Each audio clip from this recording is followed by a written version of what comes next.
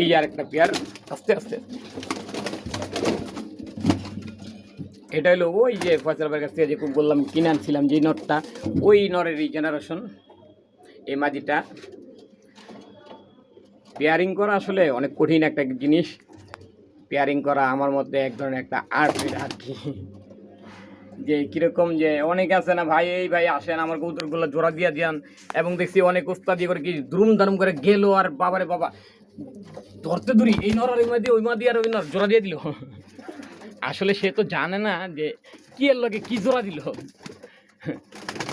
জানে না বলে বলিব। আসলে সে যতটুকু জানে সে ওই জানা অনুযায়ী সে জোড়া দিছে। তারা যদি জিজ্ঞাসা করা হয় যে ভাই এই যে জোড়াটা দিলেন, এই জোড়াটার বাচ্চা কতক্ষণ উড়বে, নর বাচ্চাটা কতক্ষণ উঠবে, মাদি বাচ্চাটা কতক্ষণ উঠবে, কোনটা দৌড়ায় উঠবে, কোনটা জৈমা উঠবে, এই বাচ্চা জোড়াটার নর বাচ্চা রেজাল্ট করবে না মাদি বাচ্চা রেজাল্ট করবে, রেজাল্ট করলে কোনটা কত কিলো থেকে রেজাল্ট করবে, নর কত কিলো থেকে আসবে, মাদি বাচ্চা কত কিলো থেকে আসবে। আসলে গণক না কেউই, কিন্তু একটা অ্যাডাপশন থাকবে, তার একটা ধারণা তো থাকবে। কেউ একজনে বললো 100 কিলো আসলো না 10 কিলো, তাইলে তো তার কথাটা হইলো না। কিন্তু কেউ একজনে বললো যে হ্যাঁ আমি জোড়াটা দিছি, এই জোড়া বাচ্চা 40 কিলো আসলো, ঠিক আছে, দেখা গেল যে 40 কিলো আসতে না বললো 30 কিলো আসলো বা 50 কিলো, দ্যাটস এনাফ, মানে সে সঠিক আছে। আর কেউ একজন বললো 100 কিলো আসবো কিন্তু আসলো না 10 কিলো, তাইলে তো আসলে তার কথা, তার পেয়ারিং সেন্স এবং তার পেয়ারিং সেন্স অনুযায়ী তার মন্তব্য এক হইল না। যদি জিজ্ঞাসা করা হয় যে ভাই আপনি যে পেয়ারিংটা করলেন, এই পেয়ারের বাচ্চাটা ফ্লাইং টাইম কেমন হইব, বাচ্চা কোনটা দেখতে কীরকম হইব, রং রূপ চেহারাটা কেমন হইব, বলাটা আসলে অনেকের জন্যই কঠিন। কিন্তু ওস্তাদি করে পেয়ারিং তো করে ফেলাইতেছে রে ভাই, মিনিটে একটা করে পেয়ার করে নেব, মিনিটে একটা করে পেয়ার। এটি কাপ্তান বাজারে গেলে বেশি দেখা যায়, আমাদের শৌখিনদের মাঝে এগুলো কম। কিন্তু ওই যে যা বেচা কিনা করে না, যে একটা নর কিনবেন করবেন ভাই একটা জোড়া মিলা দেন, দেখবেন দাম করে আর একটা মাদি বের করে দিছে।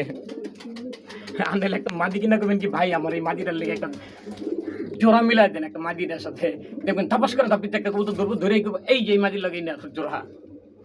তো বিক্রেতারা আসলে এটা পারে খুব ভালো, শৌখিনরা আসলে খুব ইজিলি পেয়ার করতে পারে না। আর পেয়ারিংটা যে বললাম এটা আসলে একটা আর্ট, এটা একটা শিল্প। চাইলে হুট করে পেয়ার করা যায়, কিন্তু আপনি ভাই এটা খেসারত দিবেন শীতকালে যে কি পেয়ার করছিলেন। ভাই খাবার ভালো খাওয়াই হলেও কবুতর আসে, খারাপ খাওয়াইলেও কবুতর আসে, কিন্তু এক্সট্রিম কোয়ালিটির একটা রেজাল্ট করতে গেলে, অনেক দূর থেকে কবুতর আনতে গেলে তখন না আপনার টেক কেয়ার, খাবার দাবার, এই সমস্ত জিনিসের অনেক দরকার আছে। কিন্তু ভাই 30 কিলো 40 কিলো নিয়ে আসে এক সাইড, এরকম জায়গা থেকে আনতে গেলে তো আপনার এক্সট্রিম কোয়ালিটির বেলগা এইটা হেডা নানা রকম কিছু দরকার হয় না। তো 30-40 কিলো থেকে আসার জন্য কবুতরের কোয়ালিটিটা খুব ইম্পর্টেন্ট। কবুতরের কোয়ালিটি আগে, তো কবুতরের কোয়ালিটি, তার উপরে না ভাই আনুষঙ্গিক জিনিসপত্র, লালন পালন, পরিচর্যা। যদি আপনার কবুতরই ঠিক না থাকে, আপনি ভাই দুনিয়ার সবচেয়ে দামি মেডিসিন খাওয়ান আর সবচেয়ে বড় ওস্তাদ রেখা কবুতরের টেক কেয়ার করেন, লাভ নেই ভাই। গোল্লার বাচ্চা আর 100-150 কিলো রাখবো না। ওরে ভাই আমারে বললাম আহে আহে আহে, হ্যাঁ অনেক দূর আহে, কিন্তু কথা হইলো যে আসলে এটা কথার কথা, গোল্লার বাচ্চা তার চাইলে আপনি 6 ঘন্টা 7 ঘন্টা উঠবে না, যত কিছু খাওয়ান থাকে। ব্যাপারটা আসলে এরকমই। তো এই পেয়ারটা, এই মাদিটা হলো, যদিও আমি সিলভার কবুতর আর কাজ করা কবুতর, এই দুইটা কবুতর আমি পছন্দ করি না। কারণ সিলভার কবুতর একটা স্বভাব হইলো, ওই বেশি সিলভার হয়ে গেলে বাচ্চা ডেলিভারি দিব সাদা, ওই যে সাদা ছুঁই না, মানে সিলভার হইতে হইতে লাস্টে যা কেউ গিয়ে হয় সাদা।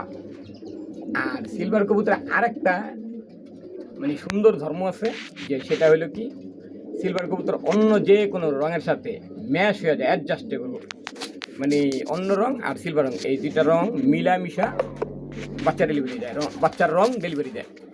তো মূলত এটা যদি সিলভার রং হয় আর এটা যদি নীলা কাজ করা, ফর এক্সাম্পল সবজি রং হয়, তো এই দুইটার রঙে মিক্সিংয়ে আশা করতেছি একটা চাপড়া সিলভার হইব।